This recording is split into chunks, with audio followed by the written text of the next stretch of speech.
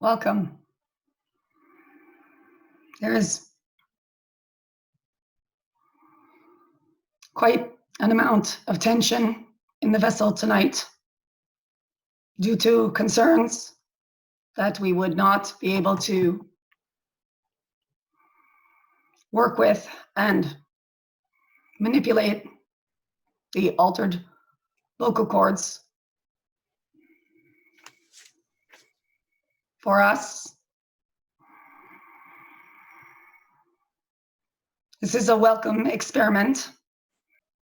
As you may imagine, the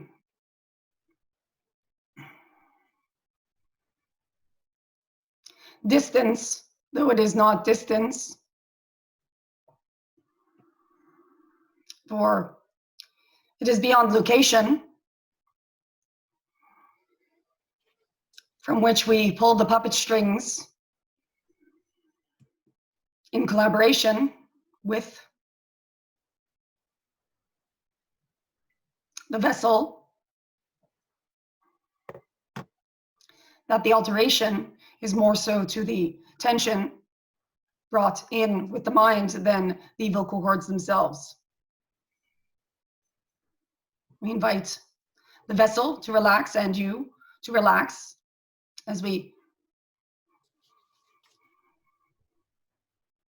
welcome you to this fine evening where we will share in knowing more of ourselves. You will share in knowing more of yourselves.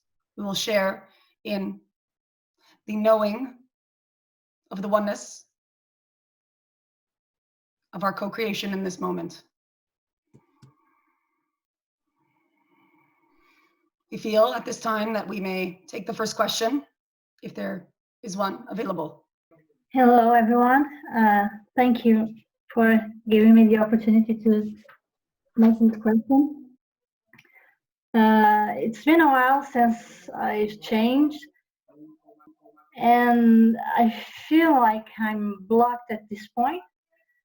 Like if there's something blocking me, or maybe information comes in and I cannot access it. I don't know what's going on.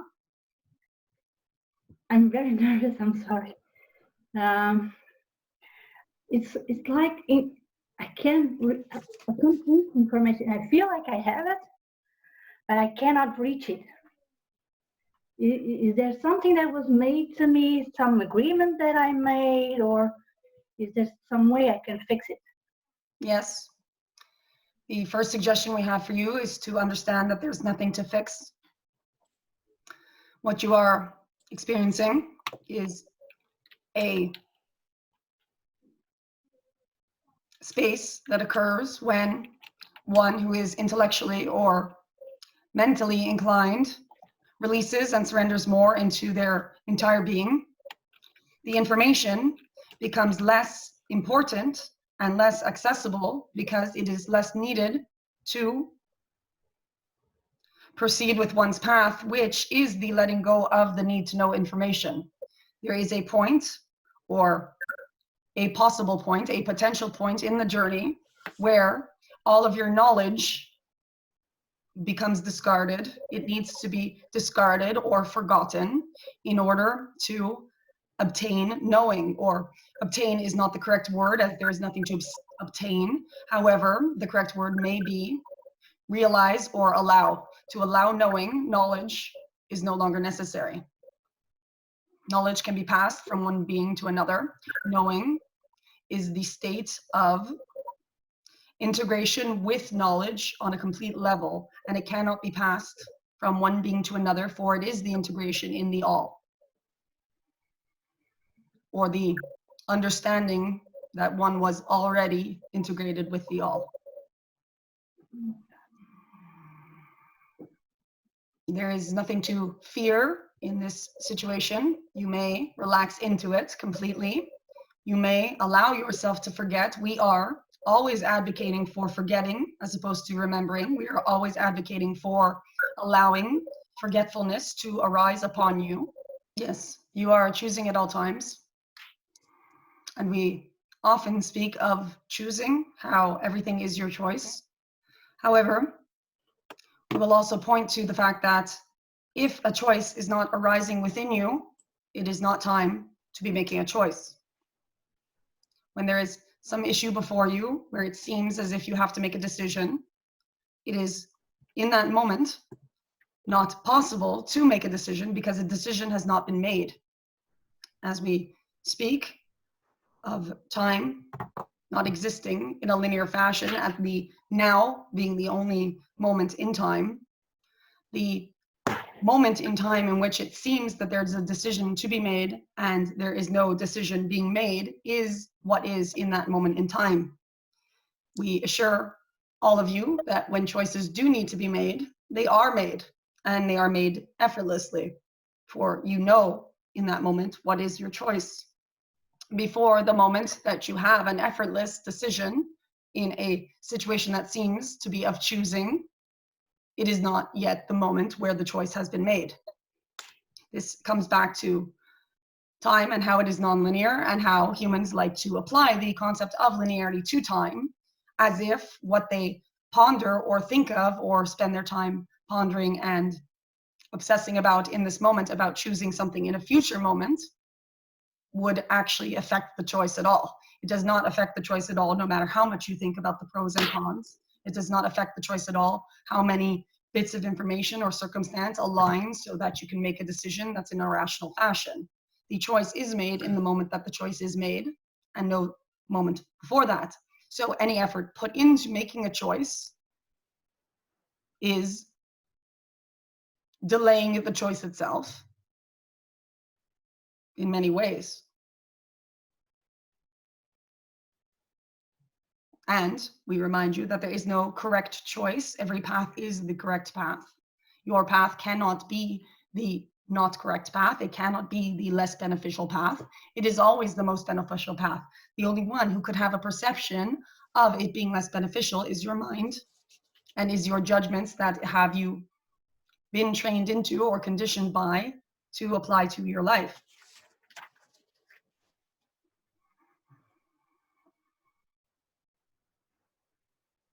So you may relax at all times when it seems that there's a choice to be made.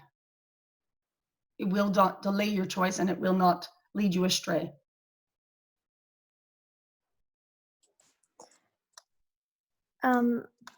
So would you say that then if I think that I have to make a choice, or I need to make a decision, and I think, oh, I don't have clarity, that simply my option is best to relax, and then the clarity will come, and then the decision will be obvious? Yes, the decision will be obvious because in the moment that you are deciding it, you will be actioning upon it. And your belief that any choice needs to be made or have to make a decision is not entirely accurate. There is no situation in which you need to make a decision or have to make a decision. That feels good. Thank you. Thank you.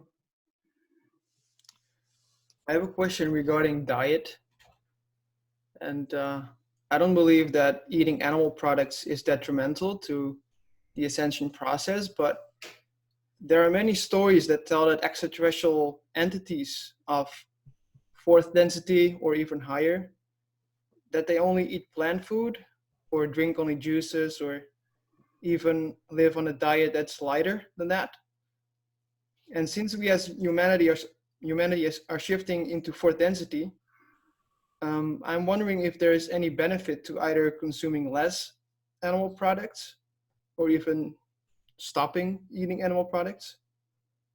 I feel like a lot of people on our journey are still struggling with this question so much, so I'm asking this for a lot of other people as well.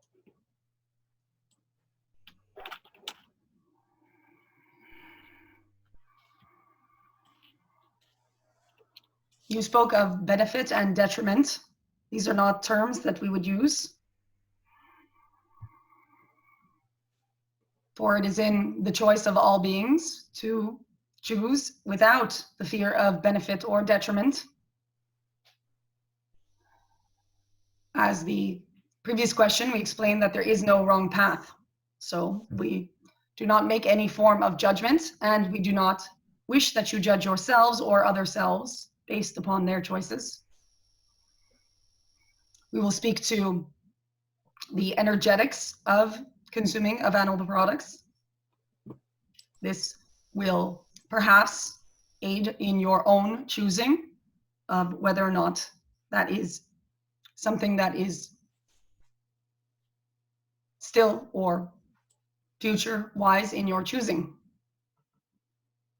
The cells of your body contain your blueprints. They contain your makeup, your physical makeup, your present moment, your past moment, your future moment. They are intricately connected to your timeline.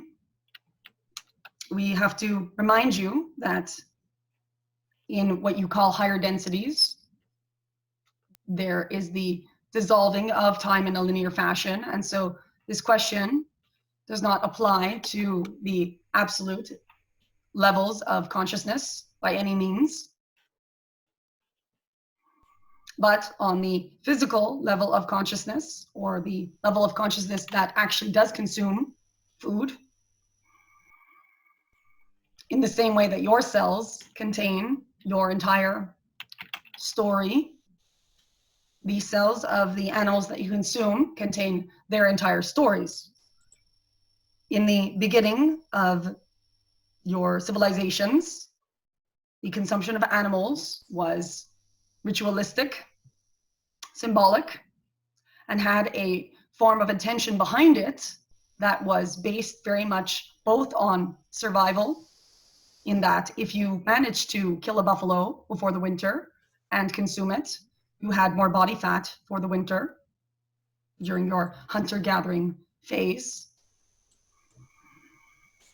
And this buffalo was accepted into the home and into the body with gratitude, directly because of the effort that was made to arrive in that moment in time of those beings. In other cultures, this is still the case, where before consuming an animal, one thanks the animal for its interaction and for its sustenance in that moment in time. As you are consuming the story of the animal that you are eating, we would be wary to know the story of the animal that one was eating.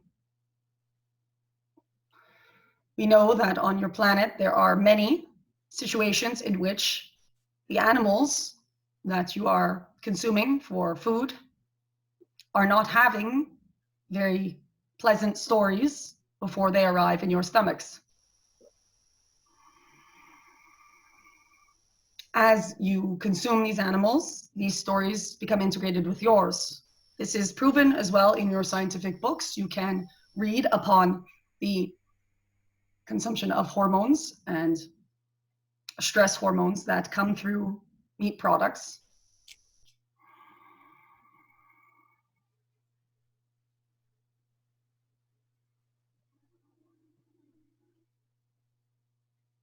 And this would influence many's choices about eating animals or not eating animals. You are intricately linked with the food that you eat.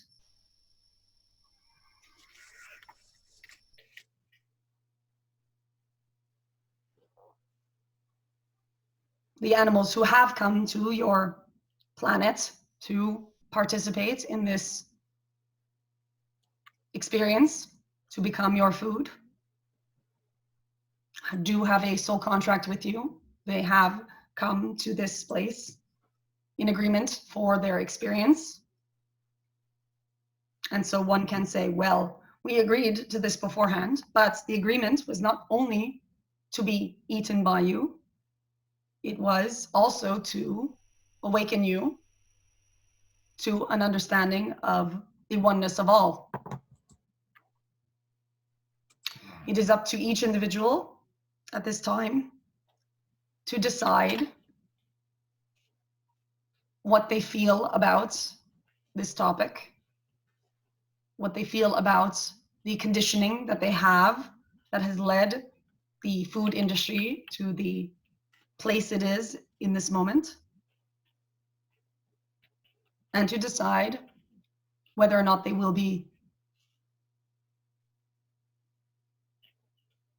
continuing or starting to consume animal products.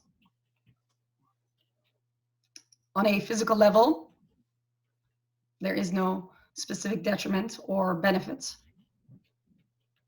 Again, it is all a choice. There can be people who will be very sick from eating animal products and those who will thrive upon them. This is inconsequential. One must do what makes one feel good.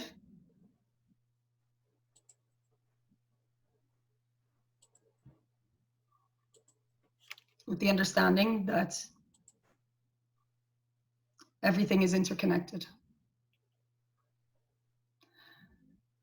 The beings that are of what you call other densities are in some part non-physical and therefore have no need to consume animal products or even vegetation.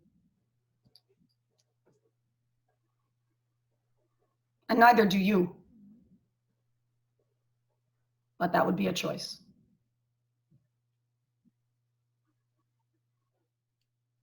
Yeah, I believe so. There's this one part that I believe plants are alive too. So yeah, in my perspective, they should also be honored, and we should also be grateful for eating plant life as well. Yes. Okay. But not should. No, of course.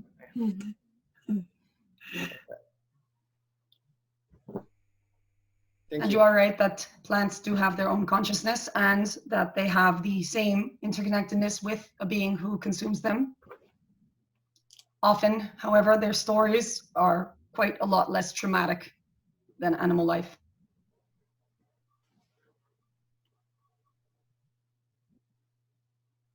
Thank you for your question. Thank you. I feel a bit confused if I am or I am not following the path that I was supposed to, because at this point in my life, it feels like it's not right, but the other options don't seem better. Is there a way to know if I'm truly following my path? Yes, you are truly following your path as you are on it. You are not able to follow a path that is not yours. The path you are on is always the path you are on. It is always the path you were meant to be on, and is always leading you to who you are and who you are meant to be. How you feel about the path does not indicate whether or not it is the one that is correct for you for the actual desires you had pre-incarnation. Or you may have a path that does not seem to be pleasant. However, it is teaching you what you need to learn, or what you have chosen yourself to learn pre-incarnation to become the version of the soul, if that's a word you would choose, that you wanted to be. You, in every moment, have the option to choose new options. You can choose new directions. You can choose new frontiers for your life's journey.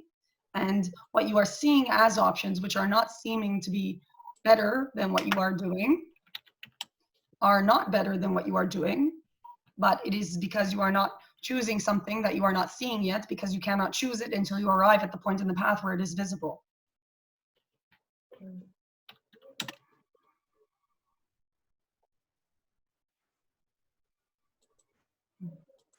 You're doing fine. You can't do better because you are already doing perfectly. Thank you. That's reassuring. Thank you. Thank you.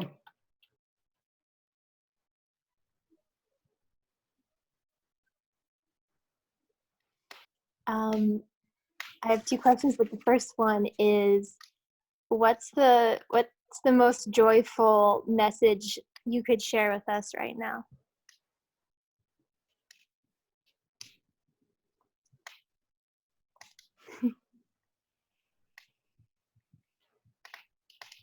All is one.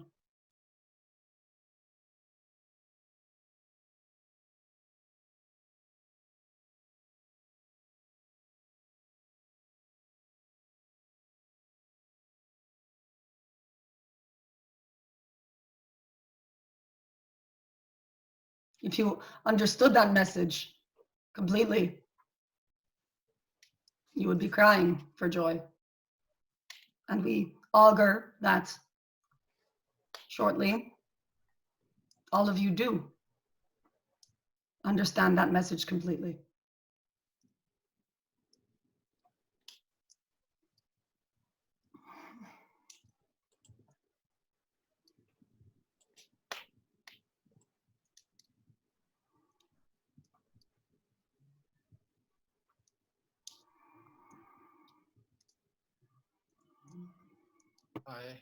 Hi everyone.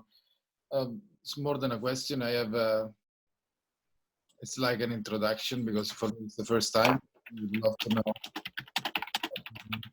where are you from, when we met, or if we will meet in the future, some history of your background. That's it. We are you.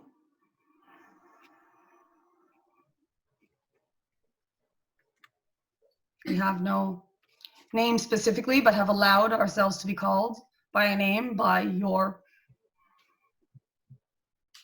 vessel and this group here.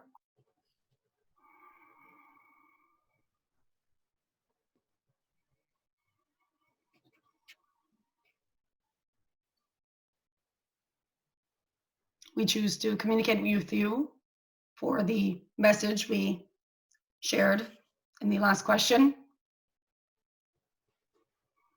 We choose to communicate with you because we have heard the calling on your part for this form of communication. We do not come from specific location. We do not come from past or future, as where we are, and where is not the correct term, but as we are, there is no time. We see no separation, though we understand when there are beings who do see separation, and so can modulate our responses to be better understood by those who cannot see unity at this time.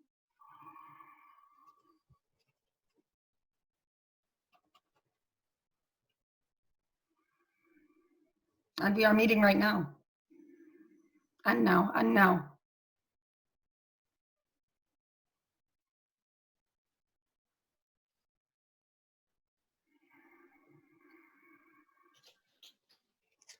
Thanks. That's enough for today.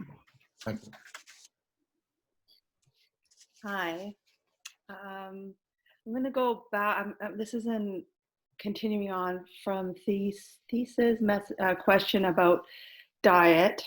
And what came up for me is I've seen other entities right now on planet Earth that are consider themselves breatharians and are living off of prana and not eating very much. And so is this the evolution of as we're ascending? Is this where we are ascending, is to maybe not even need food, to live off of prana? Is that how you survive? Like, is that where we're going, is not even needing food? It is, if it is your choice for that to be the direction. It is a potential future and a potential present. The people you are referring to have mastered some of the art of intention, and so are able to override the conditioning of their minds as to how the body functions. And they do so. There are also those who would like to do so, who have not yet mastered that art and experiment with it.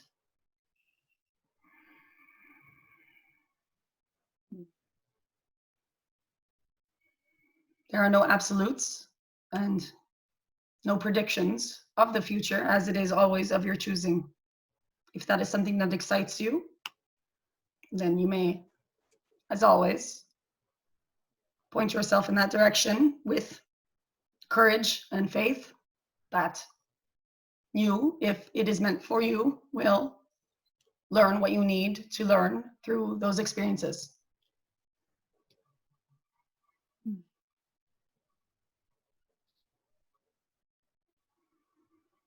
Thank you. Thank you. Trauma, fear, pleasure, they register in the body through the senses. And the senses seems to anchor our belief that we are a body. I'm grateful for this instrument, but how can you have any suggestions on how to let go of the grip of the senses to become all that is? There are senses beyond your senses. You familiarize yourself with those senses, and you will see how minor the physical senses were as you continue to experiment with your intuition, your vision. And we mean non-physical vision is one step you can take. Another step is to not take anything very seriously. A physical reaction is no different than any other experience that you may have. It's no different than a thought. It's no different than a lamp post. You identify with it, but if you chose to, you could begin to identify with all of the lampposts that you see. And you could begin to have the experience of this universe as a lamppost. This sounds extremely abstract right now, but the next time you are walking down the street, look for a lamppost and give it the same value you give to your physical sensations. Not the idea of a lamppost, but the actual energy that is configuring that thing that you believe yourself to be seeing in front of you. Our example could have been a tree or a dog. The first image was lamppost. Mm-hmm.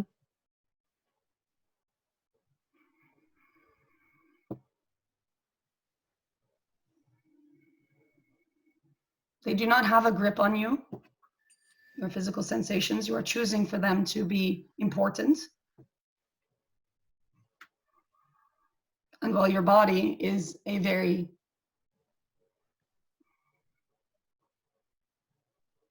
faithful ally, it is not important. Neither is your mind or your thoughts.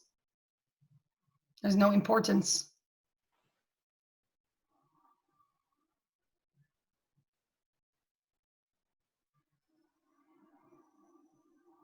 You are very creative and have fantastic imaginations. We are sure that you are able to come up with some sort of game to play with yourself that allows you to break free, or what you would call break free if you thought you were in grips of your physical sensations.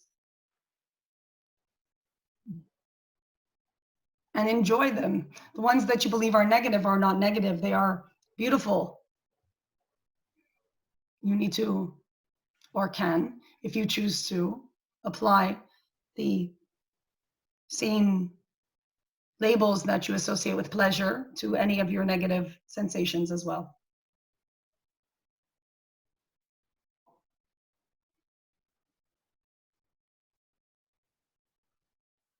I'm just not so sure I can word this right, but I'll try. It's more about the mind and separation, duality, unity,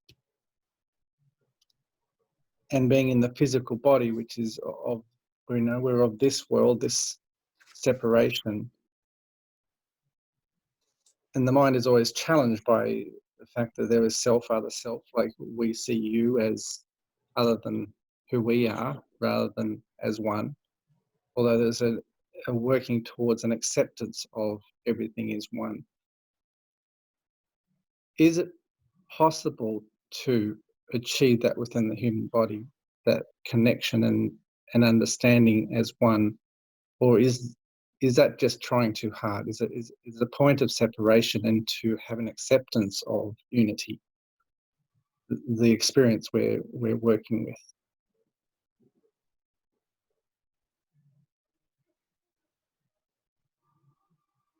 One can have the complete perception of unity within the physical body while incarnate as human.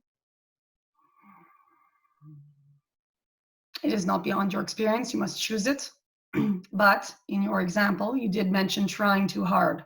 This is directly in counterbalance to the ability to achieve such unity, for the unity in itself does not see separation as separate from it. Therefore, trying towards anything is the striving towards something not being wanted and something else being wanted, which automatically divides the all that is into wanted and unwanted, which is separation. So you were accurate in that you said one must surrender to separation if one wants to see unity. It is absolutely paradoxical to your mind, but it is the road, for in unity there is no separation, and at the same time the concept of separation and the reality of separation is part of the all that is and cannot be separated from it. It is all inclusive, including of the concepts of separation. It is, in fact, why you have come to this plane to play this game, for it is directly through the experience of separation that you will have the clue towards achieving what you would think you would want to be achieving as unity. But from the perspective of unity, it does become quite laughable. This is back to why we said that if you did understand the concept of all is one, you would be crying tears of joy because everything would be forgotten and everything pardoned. Your belief in separation would no longer be a problem. It could exist simultaneously with your knowledge of all being one. There's nothing to remove, for it's all one. There's nothing to change, for it's all one.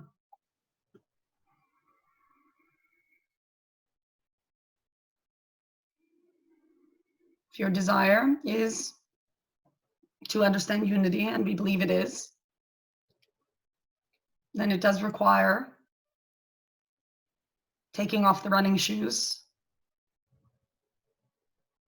and stopping the chasing, stopping the looking, for it's already here. And it includes the being who believes itself to be separate.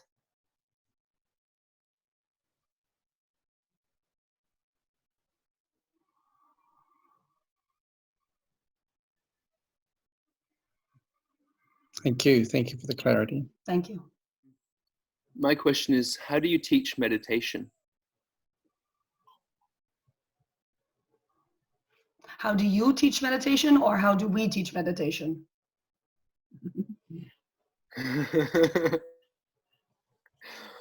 How do I teach meditation? However you like. There will How be would you people teach who will meditation? only learn meditation through your teachings. Whatever comes naturally to you is the correct teaching, correct modality of teaching meditation. We do not teach meditation. We suggest meditation, if only because we are aware that, one, having taken distance from the thought forms that they choose to adopt and identify with in their day-to-day life, if they take pause from these thought forms, they will begin to be able to hear what is beneath them, which is not very much at all. And that not very much at all is actually what is motoring your being. So we advise meditation, we suggest meditation and the practice of it, or the learning at least of it, in order to hear that voice, which is not a voice, it is a silence. And if you would like to point other selves to that inner silence, well, that is beautiful. You must do it in the way that feels best to you, as there will be a soul contract with beings who will learn from that teaching, who would not have learned from you otherwise, or would have not have learned from anyone otherwise to find this inner silence. Why are you unsure about your ways? I'm very sure about my ways. I'm just wondering about your ways. Our ways are your ways. Okay. Thank you. Thank you. I'm curious if there is a game that you could give us. And I was going to say to forget separation, but you already spoke to that. But it just feels fun to ask for a game that that helps us here in the group towards what it is we want, which I was going to describe as forgetting separation. But I think you can feel my intention in this. Is that right? I think you are more qualified and more imaginative and creative, as we suggested earlier, with the letting go of sensation. We would point all of you to remembering that your minds or your brains or your ability to form thought are so unbelievably spectacular and can be put to so many more uses than you currently put them to. Your power of imagination and intention are so powerful in terms of how you can create your reality, if not only your internal reality, but your external reality as well, that playing games with your mind, as you have suggested, is absolutely genius. For if you can imagine yourself into a state of being, you have not fooled anyone. You have not even fooled yourself. You have simply arrived at that state of being. There is no thought police who are going to then check in what way you arrived. If it is good for you to imagine yourself to have butterfly wings and flying around the earth, sprinkling pollen on all the flowers, and that makes you feel good, then we suggest to do that.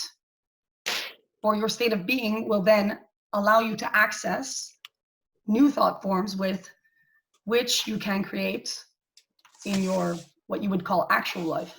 The butterfly life is no less real than the illusion you are creating that seems to be real in your physical bodies currently. We have invented a game for you, butterflies. I think I know what you're gonna say. But my question is,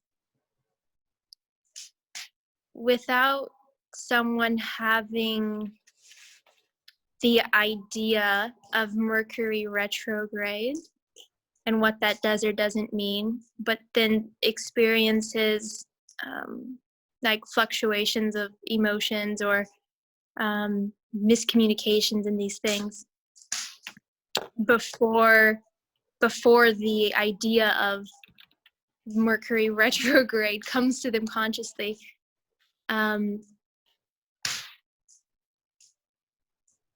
Is it for me, am I, or have I, or do we basically tune into the consensus or collective agreement that something like Mercury retrograde has this effect on us? Is that what I'm experiencing, or what happens? What do you think we will answer?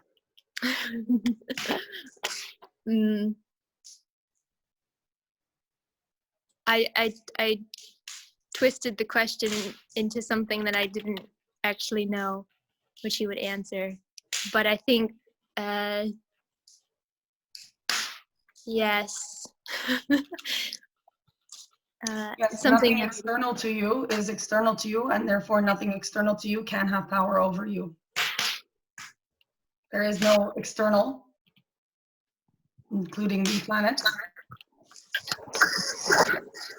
If they are holding some sort of effect upon you, it is because you are consenting to that. You may choose at any time not to consent to that at any time.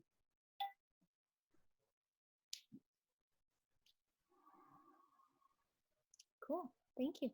Thank you.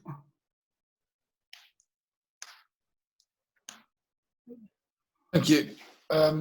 If I understood well, if you are us or if you are me and me are you, how can we access or unblock your knowledge? Also, how we can access to all the knowledge and all these answers, also myself or you or myself and you. I don't know if I'm explaining good. Yes, you absolutely can. It is a question of believing you can and desiring so and allowing that to occur. It is a question of not doubting the information that arrives to you, allowing the information to come into you and through you, if necessary, and to access the essence of the all that is with the questions that you have on a regular basis. This is your natural connection to higher self or source. You all have access to this. This is what protects you from walking in front of cars or perfects the timing of your life. And you do have access to it.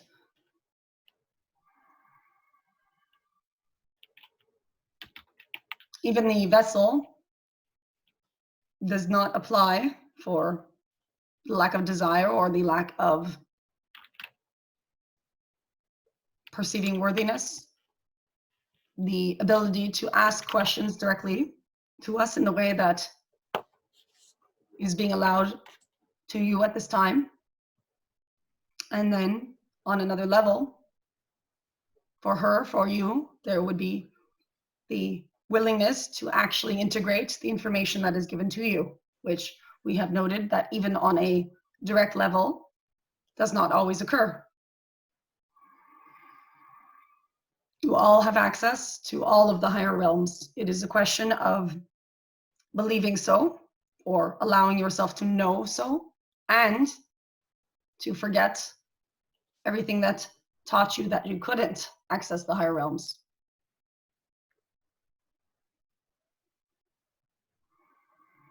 This is another reason why we have chosen to come and talk with you at this time. And now we will release the vessel who believes that she will start coughing immediately. And we laugh. Ha. And we would love to wish you all an amazing few days until we meet again.